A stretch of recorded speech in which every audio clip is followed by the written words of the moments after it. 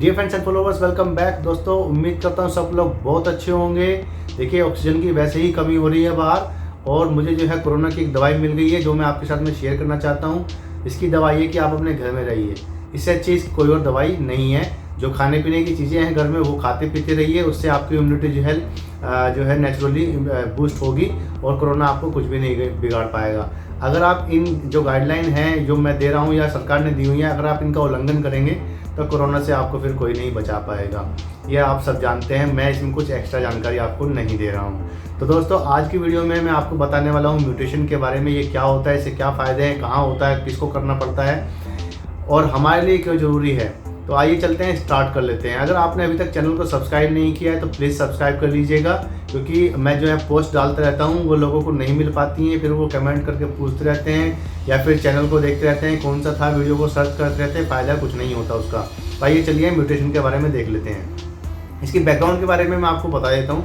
देखिए, कई बार क्या होता है कि जब हम कोई प्रॉपर्टी खरीद लेते हैं, जो कि 3 तरीके की प्रॉपर्टी होती है हमारे इंडिया में, जो कि मैं थोड़ी देर में आपको बताता हूँ। वो हमने खरीद ली, हमने उसका जो रजिस्ट्री भी कर ली है और हम सोचते हैं कि जो है हमारे नाम पे हो गया है, सब हो गया, बढ़िया हो गया है। लेकिन अक्सर हमारे को सुनने को मिलता है कि भाई जो है किसी ने जो है वो प्रॉपर्टी दोबारा किसी को बेच दी है, वो मामला कोर्ट में चल रहा है, या किसी जो सेलर ने, पहले वाले सेलर ने उस प्रॉपर्टी पर लोन ले लिया है जिसकी लाइबिलिटी जो है दूसरे वाले पे आ गई है।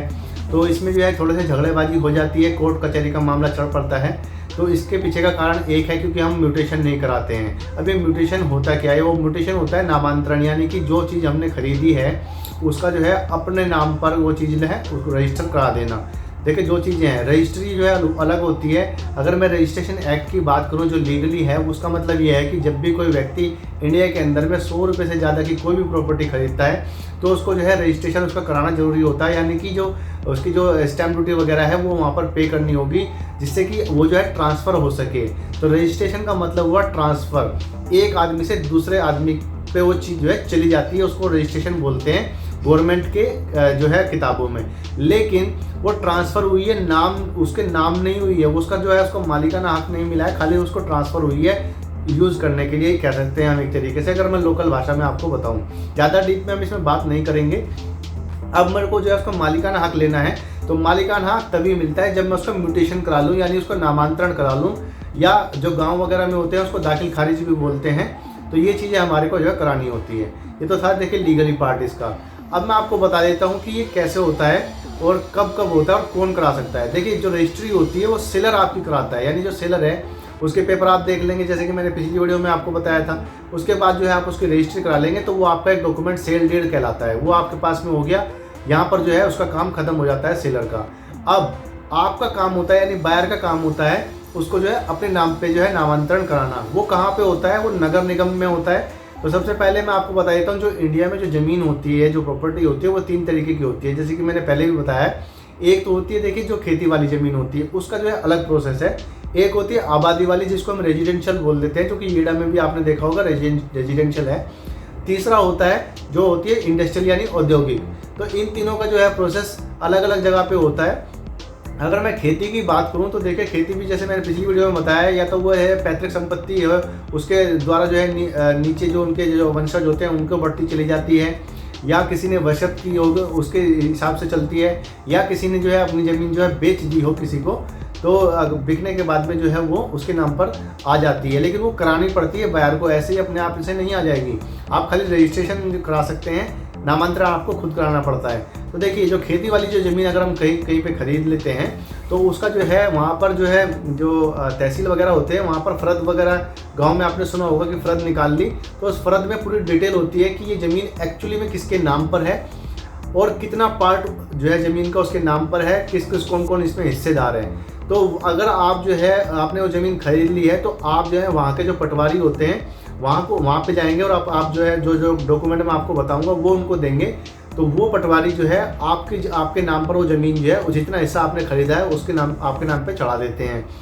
तो वो चढ़ाने के बाद में तब आप कह सकते हैं कि हाँ, मैं इसका मालिक बन चुका हूँ। अब उसमें जो है कोई उसको खरीद नहीं सकता है, क्योंकि जब भी कोई उसको फर्दर बेचने की कोशिश करेगा, जो कि फ्रॉड जो सेलर होते हैं वो क्या करते हैं कि आपको भी दे दी रजिस्ट्री, इनको भी करवा दी रजिस्ट्री, उस पर लोन भी ले लिया, तो आपस में जो है झगड़ा करा देते हैं और अपना फ़ायदा लेकर के निकल लेते हैं। तो अब जो है जैसे ही वो कोई सेलर उसको सेल कराने के लिए जाएगा रजिस्ट्री ऑफिस में, सब रजिस्ट्रार ऑफिस में, तो वहाँ पर उनको पता लग जाएगा कि ये प्रॉपर्टी तो ऑलरेडी बिकी हुई है और इस व्यक्ति ने ही बेची है, तो ये दोबारा कैसे बेच सकता है। तो यहाँ पर उसका फ्रॉड पकड़ा जाता है, इससे आप जो है बच सकते हैं।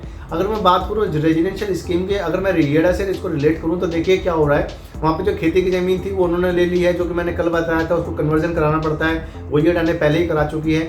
अब वो जो है उसको जो है आगे फर्दर जो है सेल कर रही है, तो वो सेल कर रही है, करने का मतलब है सेल डीड नहीं कराएगी, वो लीज डीड कराएगी, जो कि हमारे को लीज डीड हमारे को उसमें करानी होगी। इसमें म्यूटेशन भी होता है येड़ा के अंदर में। वो कब होगा, मान लीजिए कि मैंने जो है इसमें अपना ड्रॉ अभी जो नहीं हुआ है ड्रॉ अनफॉर्चुनेटली, उसमें मेरा नाम आ जाता है और कल को जो है मैं अपने जो उत्तराधिकारी हैं, जो मेरे बच्चे वगैरह हैं, मैं उनके नाम पर जो है उसको कराना चाहता हूँ, तो तब जो है मैं उसका जो है म्यूटेशन उनको कहूँगा कि भाई आप जो है इनके नाम पर ये म्यूटेशन कर दीजिए। पहले वो मुझे अपने नाम पे लेनी होगी, फिर मैं उनके नाम पे कराऊंगा। येड़ा के केस में थोड़ा सा अलग बस इतना है कि वहाँ पर जो है वो 90 ईयर तक के लिए ही है। लेकिन अगर मैं इंडिविजुअल प्रॉपर्टी की बात करूँ, जैसे फ्लैट होते हैं, कोई अपार्टमेंट वगैरह या कोई प्लॉट है या कोई घर बनाया घर है, तो वहाँ पर हमको उसका कराना होता है। वो कहाँ होता है, देखिए वो होता है नगर निगम में, जो निकाय होते हैं, निकाय की ज़मीन होती है या जैसे डीडीए वगैरह है, वहाँ पर जो है आपको देना पड़ता है। जैसे कि नगर निगम में जब आप वहाँ पे एप्लीकेशन लगाएंगे अपनी, तो वहाँ पे जब आपका नाम चढ़ जाता है तो वो जो है प्रॉपर्टी टैक्स के अंडर में आ जाता है और तब हम कहते हैं कि वो प्रॉपर्टी आपके नाम पे है। इसलिए मैंने जब घर लेने वाली बात बताई थी उसमें भी बताया था कि आप प्रॉपर्टी टैक्स की जो रिसिप्ट जो है ज़रूर मांगे लेने वाले से, सेलर से। अगर वो नहीं है तो इसका मतलब ये है उसमें कुछ ना कुछ गड़बड़ हो सकती है, तो आपने वो ज़रूर देख लेनी है। अब बात आती है औद्योगिक वाले की, यानी इंडस्ट्रियल वाले की। उसमें भी आपको म्यूटेशन कराना होता है। वो कहाँ पे होता है, वो होता है जी आपका इंडस्ट्रियल डेवलपमेंट अथॉरिटी में। जैसे कि येड़ा है तो वही जो है आपका जो है म्यूटेशन करेंगे। तो ये तीन तरीके की प्रॉपर्टी है और तीनों तरीके से आप इसमें मैंने आपको बता दिया कैसे कैसे होगा ये। अब बात आती है कि ये कैसे कैसे हो सकती है। तो देखिए कोई भी आदमी जब अपनी विल बनाता है यानी वसीयत बनाता है, तो वो जब मैं किसी ने जो है मेरे को वसीयत दी है तो मेरे को वो भी जो है उसमें भी जो है म्यूटेशन कराना पड़ेगा। अदरवाइज जो है वो खाली रजिस्टर करा ली मैंने वसीयत जो है और मैंने अपने नाम पे ले ली, तो वो कोई काम की नहीं होती है जब तक मैं उसका जो है मैं नामांतरण ना करवा लूँ। अगर किसी ने सेल डीड करवाई है तो भी जो है हमको जो है म्यूटेशन कराना चाहिए। अगर जो है कोई पैतृक संपत्ति है और वो जो है बढ़ती आ रही है, तो जब जैसे ही मेरे नाम पे आती है मैं उसका रजिस्ट्री करा लेता हूँ अपने नाम पे, तो उसमें जो है फर्दर मेरे को म्यूटेशन कराना चाहिए। अगर मैं मान लीजिए एक ही मकान था पिताजी का, वो जो है कई हिस्सों में बट गया, तो जितना जितना बटा है वो उसी हिसाब से जो है उसमें लिखा जाएगा रजिस्ट्री में, और फिर उसका जो है म्यूटेशन कराना पड़ेगा ताकि जो आपका प्रॉपर्टी टैक्स है, जो हाउस टैक्स आता है आपका, वो आपके नाम पे आए। ये जो है आपको जो है जो इलेक्ट्रिसिटी लेने के लिए, वाटर बिल लेने के लिए, या कहीं पे आपने कुछ अप्लाई करना है होम लोन वगैरह, तो वहाँ पर आपको ये बहुत काम आता है। अगर वो नहीं होगा तो दिक्कत आपको हो सकती है। हालांकि जो है रजिस्ट्री से भी वो जो है चीज़ें मिल जाती हैं, लेकिन पक्का आपको तभी होगा जब आपके पास में म्यूटेशन रिसिप्ट होगा, ठीक है ना। अब मैं बात कर लेता हूँ इसमें डॉक्यूमेंट की, फीस की और कितना टाइम इसमें लगता है। तो सबसे पहले मैं आपको फीस बता देता हूँ। इसमें फीस कोई लंबी चौड़ी नहीं है। इसमें आपको फीस देनी पड़ती है 25 रुपये से 100 रुपये तक के बीच में। हो सकता है किसी स्टेट में अब ये जो है बढ़ा दी गई हो, तो सब स्टेट की अलग अलग है। काफ़ी नॉमिनल सी फीस है। आजकल जो है 100 रुपये का तो आदमी जो है ना पेप्सी वगैरह पी लेता है या कॉफ़ी वगैरह पी लेता है, तो आपको ये जो है करा लेना चाहिए।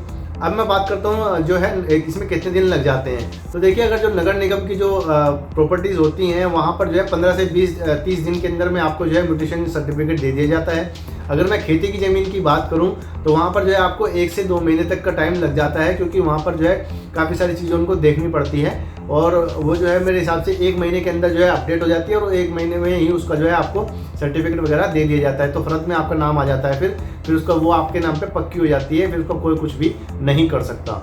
अब मैं बात कर लेता हूँ डॉक्यूमेंट की। इसमें डॉक्यूमेंट क्या क्या लगेंगे। तो देखिए आपके पास में सेल डीड होगी अगर आपने किसी से खरीदा है तो, या आपके पास में गिफ्ट डीड होगी जो अगर आपको किसी ने गिफ्ट की है तो, आपके पास में वसीयत हो सकती है, ठीक है ना, या आपके पास में पैतृक संपत्ति है तो उसके हिसाब से ही आपके पास में डॉक्यूमेंट होंगे परिवार के, वो आपको उसमें लगाने होंगे।